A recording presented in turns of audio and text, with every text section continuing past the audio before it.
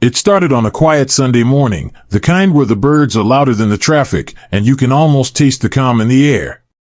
I had just finished signing the papers for a small field behind my house, a patch of open land that sat right at the edge of the local HOA neighborhood. It wasn't much, just a few acres of wild grass and a creek running through it, but to me, it was freedom. A place where no rules, no committees, and no self-appointed neighborhood watch captains could tell me how tall my fence should be or what color my shed must be painted. But peace, as I soon learned, has a way of attracting chaos, especially when that chaos comes in the form of one woman, Karen. The first time I met her, she marched across that open field in a floral blouse and sunglasses big enough to cover half her face. Her voice carried across the grass before I could even say hello. "Excuse me. What are you doing here?" she demanded, pointing like I had broken into her backyard. I smiled, trying to keep things friendly. "Morning. I actually just bought this land. Planning to clean it up a bit." Her jaw dropped like I'd just told her I bought the moon. "Bought it? This field belongs to the HOA border zone. You can't just purchase it." I showed her the papers right there. It wasn't part of the HOA. It was privately owned, and I bought it fair and square. She snatched the papers from my hand, scanning them like she was a lawyer. Then she handed them back, her lips curling. "Well, you can't just do whatever you want here. We have community standards." That was my first red flag. The woman wasn't even my neighbor technically, her house was part of the HOA, but the field I bought was not. Still, she acted like the self-appointed sheriff of suburbia. I shrugged, said, noted, and went back to mowing. That should have been the end of it. But of course, it wasn't. The next day, I found 3 HOA board members standing near the creek, clipboards in hand, taking notes like FBI agents at a crime scene. I walked over and asked what they were doing.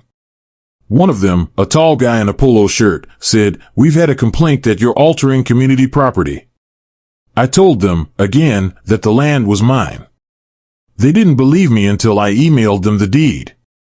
By the end of that week, even the county confirmed it, I owned every inch of that field. You'd think that would have settled it. But Karen didn't like losing. A few mornings later, I woke up to the sound of voices outside my window. When I looked out, there she was again, this time with her little dog, barking at my fence line.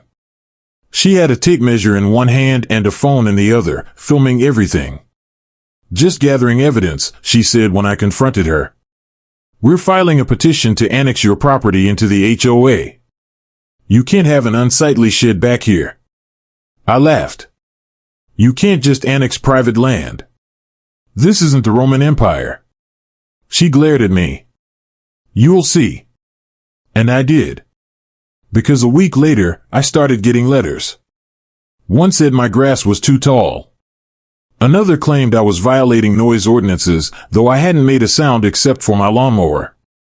Every time I walked outside, I saw her peeking through the blinds, camera ready. It became a game to her, a power struggle she refused to lose. Then came the day I caught her on my property. I had set up trail cameras along the tree line for wildlife footage, and one morning, I checked the SD card. There she was, climbing over the small wooden fence, walking through my field like she owned it. She had spray paint in one hand and was marking lines in the grass. That was it. I was done playing nice. The next morning, I called a contractor. "I want a wall," I said. 10 feet high, along the entire property line. Concrete. Solid. Permanent. The guy chuckled, thinking I was joking. "You sure? That's gonna block the view." "Exactly," I said. It took a few weeks to get the permits, but once construction started, the neighborhood lit up with gossip. People would slow down in their cars, staring at the massive gray wall slowly rising behind Karen's pristine backyard. She stormed over the first day, screaming about property values and sunlight and the sanctity of community cohesion. The workers ignored her. They had orders to keep going. She called the police. Twice. When the officers arrived, I showed them the paperwork. Every permit was valid. The property was mine. The wall was legal. They left with a shrug, leaving Karen fuming on the curb.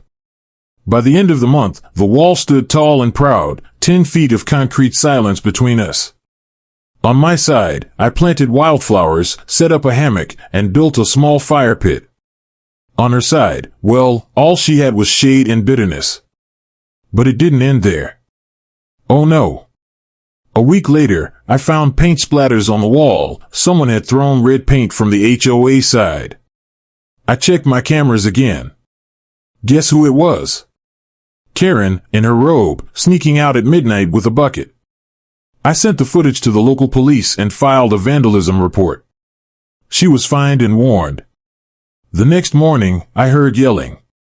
I looked over the wall and saw her arguing with 2 HOA members.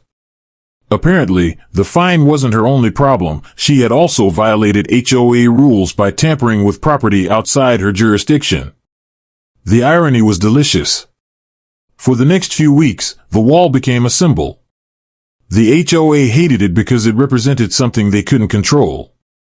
People from outside the neighborhood started driving by just to see the infamous wall. Someone even posted a picture online with the caption, "When Karen meets her match." It went viral. I could have taken it down eventually, maybe replaced it with a fence, but honestly, I loved it. It was quiet now. No spying. No yelling. No phantom complaints. Just peace, the kind I bought that field for in the first place. But the best part came months later. A for sale sign appeared in Karen's yard. She couldn't stand it anymore, the wall, the embarrassment, the lost control. She moved away quietly, probably to find another neighborhood where she could rule again. A few weeks after she left, I got a knock on my door.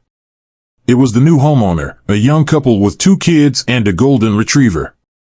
"We just wanted to introduce ourselves," they said, smiling. "We love what you've done with your side of the property. The flowers over the wall look amazing." I grinned. "Welcome to the neighborhood. You'll find it's a lot more peaceful these days." The husband laughed. "Yeah, the realtor told us about the Great Wall of Freedom. Quite a story." And maybe it was. A story about boundaries, literal and otherwise. About how sometimes the best way to deal with control freaks isn't by fighting them, but by building something they can't climb. Standing there that evening, I looked at the wall glowing orange under the setting sun. It wasn't just concrete anymore, it was a reminder. That piece isn't given. You build it. Brick by brick, line by line, until you've created a space where no one else's chaos can reach you. So whenever I hear someone complain about their nosy neighbor or HOA wars, I just smile and say, trust me. Sometimes the only way to win is to build your own kingdom. And behind my wall, the birds still sing, the grass still sways, and for the first time in a long while, the world feels calm.